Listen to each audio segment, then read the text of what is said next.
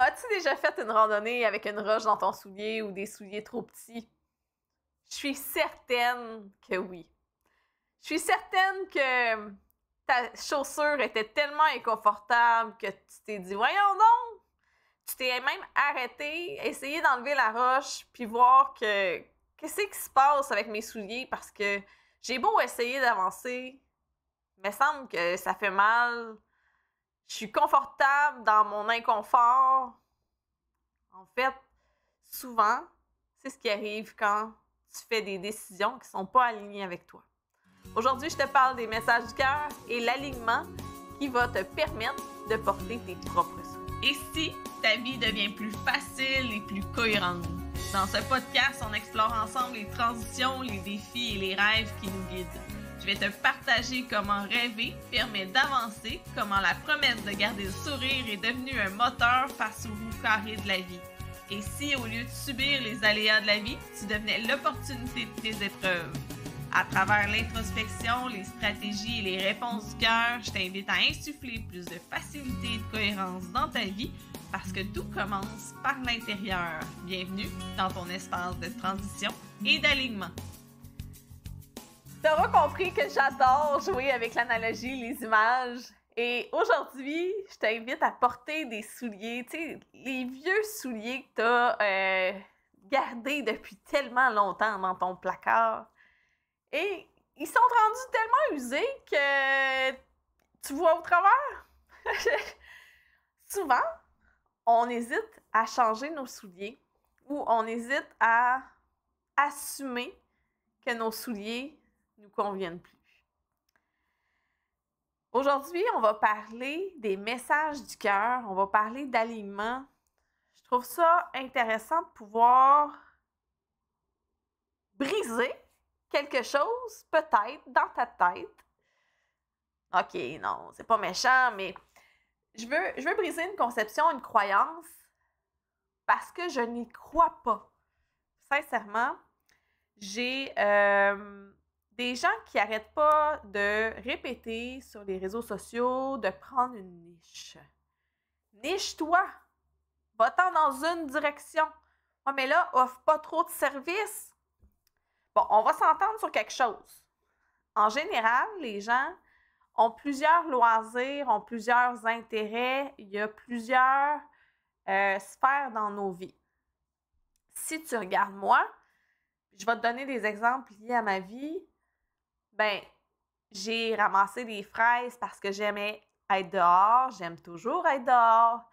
J'ai travaillé dans une chocolaterie et j'ai fait du chocolat longtemps parce que c'était de l'art pour moi et ça me permettait d'amener des sourires. J'ai restauré des vieux meubles de bois pour libérer mon esprit. Mais j'aime créer, j'aime être multipotentielle. Je suis devenue infirmière pour prendre soin des gens suite à préposer aux bénéficiaires. Je me suis adaptée de milieu en milieu. Je suis devenue inspectrice en bâtiment. Pour moi, c'était un lien cohérent parce que mon message du cœur, c'était d'aller protéger les gens, la santé du bâtiment sur la santé des gens. J'aime jouer avec les compétences, j'aime jouer avec les mots, j'aime jouer avec la vie. Tu sais, peut-être que tu es le genre de personne qui va à Cuba à toutes les années, à la même place, au même hôtel, puis c'est parfait comme ça.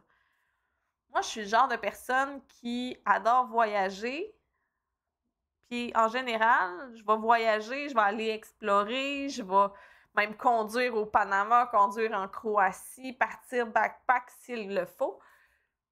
Je me mets pas la limite de je dois cibler quelque chose. Le fait d'aimer la vie, de jouer avec mes compétences, tu sais, mon sac à outils, là, il me reste, là. Si j'ai des outils d'adaptabilité que j'ai gagnés quand j'étais préposée aux bénéficiaires parce que je changeais de clientèle, de département de jour en jour, une journée, je pouvais être avec des gens en perte cognitive, le lendemain, avec des troubles de comportement, d'autres avec des pertes d'autonomie.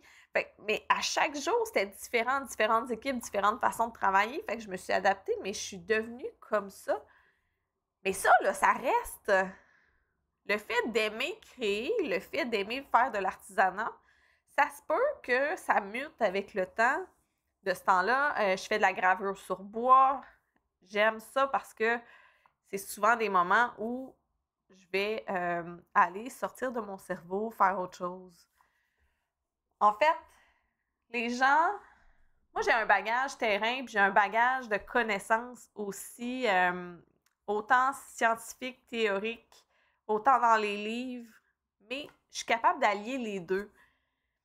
Je parlais avec des clients, puis je vais vraiment t'amener des exemples clients sur les réponses du cœur. J'ai une cliente qui m'a dit « Anastasia, là, je vais être obligée de choisir entre qu'est-ce qui me fait vraiment vibrer, mais c'est parce que j'aime tout. J'aime les fleurs, j'aime la création, j'aime l'artisanat. C'était plus une artiste. Mais elle fait de l'accompagnement holistique. Fait que j'ai travaillé avec elle, on a exploré, tu vas m'entendre souvent dire que je débroussaille les enjeux, les blocages, les besoins. La collecte de données de l'infirmière, elle s'est mutée, elle s'est transformée en collecte de données entrepreneuriale et je suis capable de voir vraiment qu'est-ce qui se passe en arrière. Et là, elle me répète, ouais, mais on m'a dit que je dois me nicher. Je dois choisir parmi mes passions et n'en prendre seulement qu'une. OK, parfait. Explique-moi qu'est-ce que tu es. Tu sais, on a vraiment exploré sa personnalité, son artisanat, on a vraiment exploré la clientèle qu'elle aimait. Et cette femme-là, elle est multipotentielle. Alors, j'ai regardé avec elle différemment. Au lieu de lui dire « niche-toi dans un créneau puis deviens juste une ligne dans ta vie », comment on peut aller jouer avec toutes tes lignes? Fait qu'au lieu de ça, on a fait un plan stratégique sur l'année. Le plan stratégique était morcelé par saison. Donc, elle aime les fleurs, l'artisanat, la nature et elle en profite l'été. Donc, les activités qu'elle va faire avec sa clientèle l'été vont être plus en milieu naturel. Et l'hiver, parce qu'on est au Québec, elle va faire des activités qui sont plus en lien avec l'art, avec la création, avec les peintures. Fait qu'au lieu de cibler une offre simple, on a gardé son offre initiale d'accompagnement, mais on a éclaté ses activités sur un calendrier. Fait que c'est une méthode de faire. Elle était tellement contente, elle a fait comme « OK, j'en reviens pas. Ça vient mettre de la clarté dans ce que je suis. » Mais ça lui faisait mal de dire « Je vais être obligée de choisir quelque chose que j'aime parmi d'autres choses que j'aime. » Fait que ça, c'est une stratégie qui est possible de faire. Au lieu de dire « Ben, crime, je vais rentrer dans un moule parce que c'est ce qu'on me demande de faire. » Tu comprendras que moi, les moules, je les éclate. Que je suis pas la personne que tu peux dire « Je suis dans un moule. » là. Si tu regardes mon bagage, infirmière, inspectrice en bâtiment, thermographe pour la Sopfeu, conférencière, auteur, moi, je joue avec mes compétences. Je regarde là où la vie m'amène. Je garde tout ce que j'ai dans mon coffre à outils, que ce soit l'accompagnement au deuil pour les transitions, mais je l'ai juste bonifié avec le temps. J'accompagne des transitions parce que moi, je suis toujours en transition depuis des années et c'est ça ma vie. Ma vie, c'est d'aller chercher de l'expérience, des compétences, d'être capable de faire de la transposition, de faire de l'évaluation, de l'analyse. Mais je ne me verrais pas. En fait, je sais que c'est impossible. C'est impossible si je veux garder mon sourire. La promesse que je me suis faite de garder mon ouverture de cœur, c'est impossible que je sois définie par un corps de métier puis une niche. Je vais t'amener un moule. Un moule à chocolat 3D. Il y a comme des formes, tout ça. Ben ça, c'est comme le standard.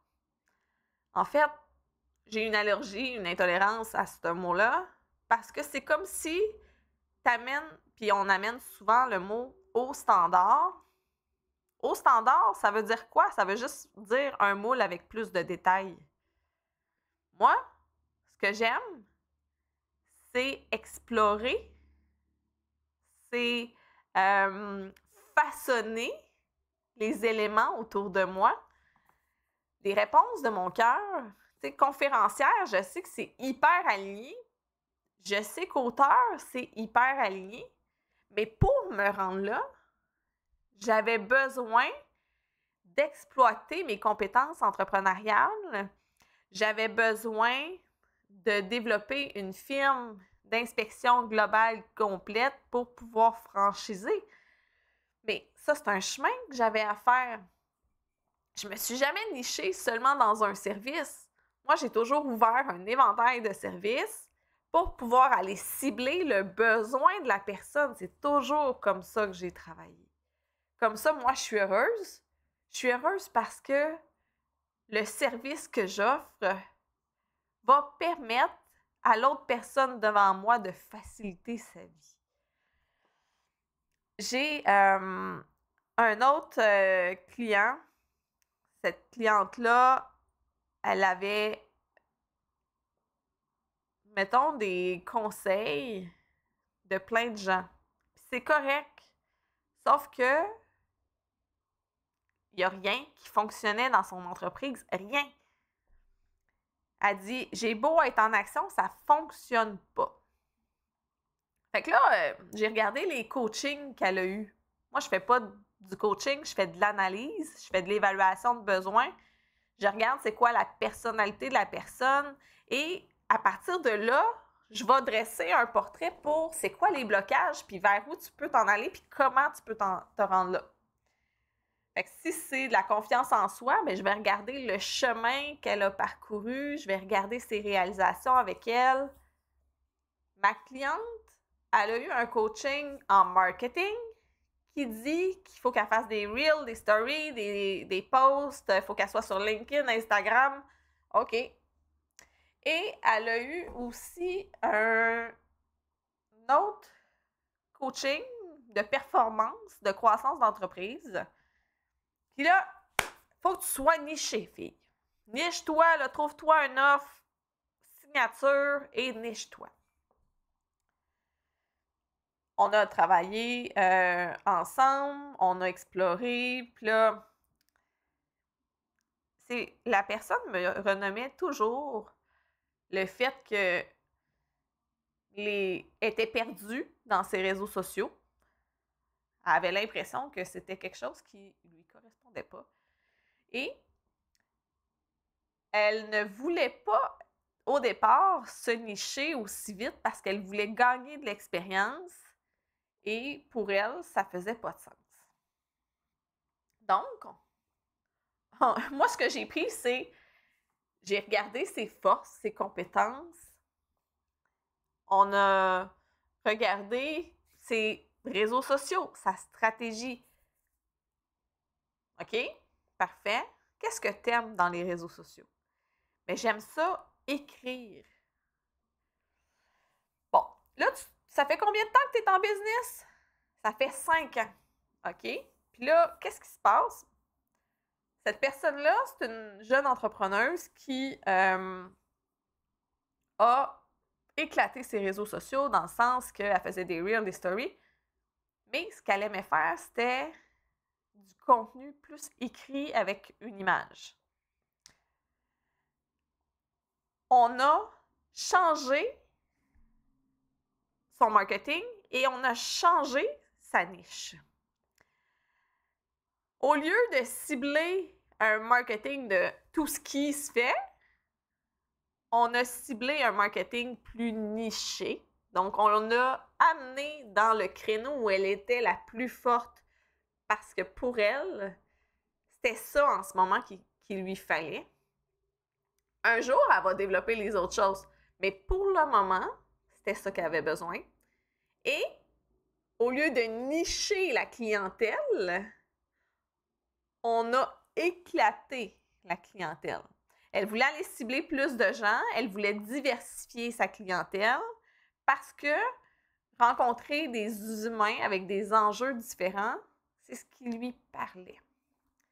Le résultat, là, c'est que on a pris ce qu'elle avait acquis, on a analysé ses besoins, on a niché ses réseaux sociaux au lieu de les éclater comme elle avait appris, et on a éclaté sa clientèle pour qu'elle se sente plus alignée. Le sourire qu'elle avait, on a fait une rencontre d'évaluation multidisciplinaire, puis on a vraiment poussé. Qu'est-ce que ça a fait? Elle a shifté dans son entreprise. Les réponses venaient d'elle. Et là, on a refait un plan stratégique dernièrement. On a pu diversifier différentes choses, déléguer des tâches et lui rendre la vie plus facile et plus cohérente. Quand tes réponses viennent de ton cœur, c'est pas une niche. C'est quelque chose qui va te parler. Comment on peut jouer avec tes compétences pour pouvoir diversifier au cours de l'année? Comment on peut aller choisir la clientèle que tu souhaites pour que ton quotidien soit moins routinier? Les réponses du cœur, c'est ce qu'on n'écoute pas. C'est, oui, on va se faire des actions, oui, on va avancer, mais pour moi, les réponses du cœur sont primordiales. J'ai décidé de créer un centre d'écotourisme pour la protection des tortues parce que ça va être mon projet immobilier dans les prochaines années. Oui, je suis en la recherche de partenaires.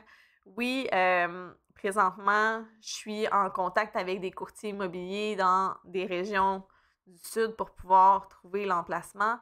Le but, c'est de créer quelque chose, d'avoir une mission en arrière et tu comprendras qu'avec mon oracle et mon livre, pour moi, c'est quelque chose de super aligné. Ce projet-là est monté dans mon cœur pendant que je conduisais au Panama. Si j'ai un projet, quel serait mon projet et pourquoi ça serait mon projet? Si j'ai un projet, quel serait mon projet et pourquoi ça serait mon projet? Le centre d'écotourisme est monté parce que la tortue est un totem pour moi. Souvent, on a tendance à se mettre une carapace et j'ai découvert que quand tu vas chercher toute la force à l'intérieur de toi, tes réalisations, tes compétences, des fois, tu peux être désorienté dans les statuts de la société, dans le temps, dans l'espace, mais tu vas être tellement bien avec toi-même que ça va pouvoir te faire des portes. J'ai fait monter ce projet-là parce que à l'intérieur de moi, j'avais les réponses. Je sais que si j'investis en immobilier et que je suis alignée, c'est vers là que je dois aller. Je t'ai parlé probablement dans un autre des épisodes du duplex. Le duplex n'était pas aligné. Je le savais à l'intérieur de moi que ça faisait comme Je le savais que je n'étais pas accompagnée des bonnes personnes. Mais j'ai juste pas écouté. Je suis responsable du fait qu'à l'intérieur de moi, ça faisait Warning! Houston! We got a problem! Houston! Wait! Excusez, ça me tentait de mettre un peu de folie dans mon podcast, mais tu sais, j'adore, je me trouve très drôle. Bon, fait que si t'as pas ri puis que je t'ai cassé les oreilles, je m'en excuse, mais à toutes les fois que t'as quelque chose dans ton cœur puis que tu sais que c'est une mauvaise décision, je vais te donner un exemple avec une relation toxique. tu sens au départ que t'es comme sur le frein, puis que, tu sais, je dis pas de pas explorer, mais d'apprendre à te connaître, tes valeurs profondes, tes compétences profondes. Et ça se peut que en ce moment, tu ne sois pas au stade de ta vie où tu as suffisamment confiance pour prendre des décisions alignées. C'est là que l'accompagnement de transition, l'accompagnement pour aller trouver les réponses dans ton cœur, moi, je vais te donner des exercices pour que tu puisses avancer. Tu sais, j'ai une personne, elle voulait créer une journée d'entreprise, un événement. C'est un gestionnaire que ça fait 25 ans d'expérience qui est dans le milieu et elle voulait créer un événement pour propulser les gens qui veulent monter des échelons, mais elle sabotait. On a juste été voir froidement son CV, puis la réponse du cœur, elle sait qu'elle voulait le faire, là, tu sais, ça vibrait en dedans d'elle, mais la confiance n'était pas là. Fait que le besoin était ailleurs. Le résultat, c'est qu'on a travaillé le besoin. On a regardé son CV un petit peu froidement avec des bullet points. Et en faisant ça, elle s'est rendue compte de tout le bagage qu'elle avait et ça lui a donné confiance pour faire son événement pour les gestionnaires en transition qui veulent monter des échelons. Ça, c'est puissant. Donc, tu sais, le résultat, c'était pas de lui dire « fais des actions ». Le résultat, c'est d'aller écouter les réponses de son cœur. OK, le besoin à l'intérieur, c'est peut-être de la confiance. L'autre personne à côté, c'était de varier sa clientèle, varier son offre, mais d'être aligné sur les réseaux sociaux d'une telle manière. Moi, c'est comme ça que je travaille. J'aime aller chercher un résultat. La personne, elle va se mettre en action par la suite. Mais si tu fais des actions qui ne sont pas alignées,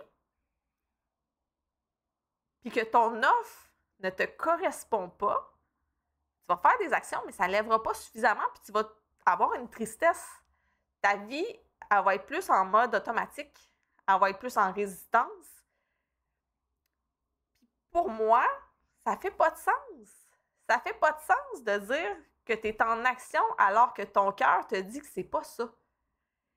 Puis si ton cœur est aligné, ben tes actions vont être plus faciles. Les saboteurs vont être plus faciles à désamorcer.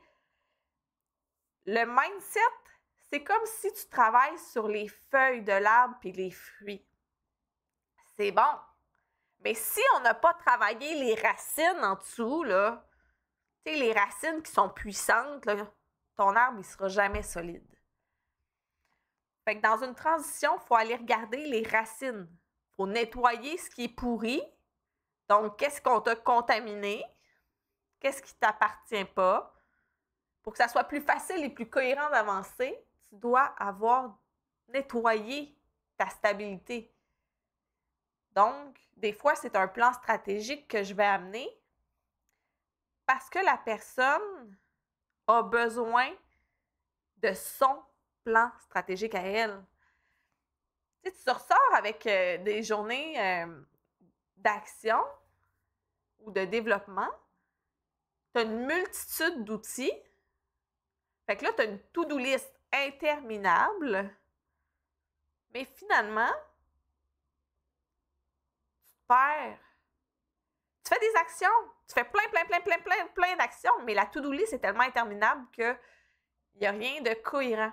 C'est pas facile, c'est pas cohérent, la business ne lève pas, la clientèle ne vient pas, les employés réagissent mal. Bien, en amont, il faut travailler les racines, l'alignement, les réponses du cœur. Moi, je sais que je me pose les questions. Quel est mon projet aligné et pourquoi? Souvent, je vais le faire quand je conduis. Ça, c'est un de mes trucs.